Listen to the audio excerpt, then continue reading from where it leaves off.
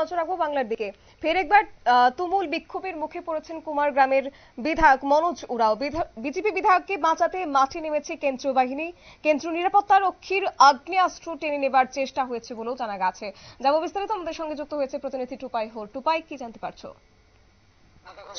এটা গতকালও হয়েছিল। মনোজ ওরাও যে বিধানসভা ক্ষেত্র আছে জলপাইগুড়ি পার্শ্ববর্তী জেলা আলিপুরদুয়ার জেলা, যেটা আসাম সীমান্তের সাথে লাগোয়া, সেই কুমারগ্রাম বিধানসভার বিধায়ক মনোজ ওরাও সে ওখানে যারা বন্যায় ক্ষতিগ্রস্ত হয়েছে তাদের ত্রাণ সামগ্রী বিতরণের জন্য গতকাল গিয়েছিলেন। তখনও বিক্ষোভের মুখে পড়েন এবং আজ যখন তিনি সেখানে আবার ত্রাণ সামগ্রী নিয়ে যান বিতরণ করবার জন্য, ঠিক সেই সময় সেখানে তাদের বিজেপির অভিযোগ যে তৃণমূল আশ্রিত যারা দুষ্কৃতী তারা তাদের ঘিরে ফেলে এবং তাদের সাথে বচসা শুরু হয়। এবং ছবিতে আমরা যেটা দেখতে পাচ্ছি, একসময় বিধায়ককে বাঁচাতে বিধায়কের সাথে থাকা কেন্দ্রীয় নিরাপত্তা রক্ষীরা তারা সক্রিয় হয়ে ওঠে এবং লাঠি নিয়ে তেড়ে যায়। এবং এরই মধ্যে একটি ভিডিওতে দেখা যাচ্ছে যে একজন নিরাপত্তা রক্ষীর কাছ থেকে তার আগ্নেয়াস্ত্র টেনে ছিনিয়ে নেওয়ার একটা চেষ্টার প্রবণতা লক্ষ্য করা যাচ্ছিল এবং সেই সময় কিন্তু তারা আরো সতর্ক হয়ে যায় এবং পরবর্তীকালে সেই সমস্ত এলাকার যারা মানুষ তারা সম্মিলিতভাবে এগিয়ে আসাতে পরিস্থিতি নিয়ন্ত্রণে আসে এবং সেখান থেকে বিধায়ক মনোজ ওরাও তিনি বেরিয়ে আসেন।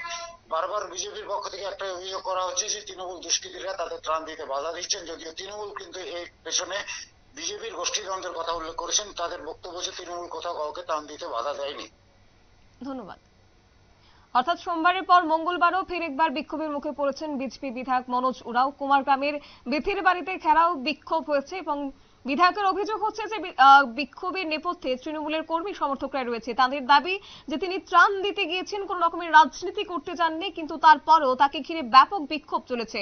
বিক্ষোভ এমন পর্যায়ে পৌঁছায় যে তাকে বাঁচাতে রীতিমতো লাঠি উঠিয়ে তেড়ে যায় কেন্দ্রীয় বাহিনীকে। যদিও তৃণমূল বলছে এটা পুরোটাই জনরোষ, মানুষ ক্ষিপ্ত হয়ে রয়েছে। তবে বলাই বাহুল্য যে রাজনৈতিক বিশ্লেষকরা কিন্তু অন্য আন্দাজি করছেন, যেহেতু সামনেই বাংলা বিধানসভা নির্বাচনে এগিয়ে আসছে এবং ততই রাজনীতির ময়দান উত্তপ্ত হয়ে পড়ছে।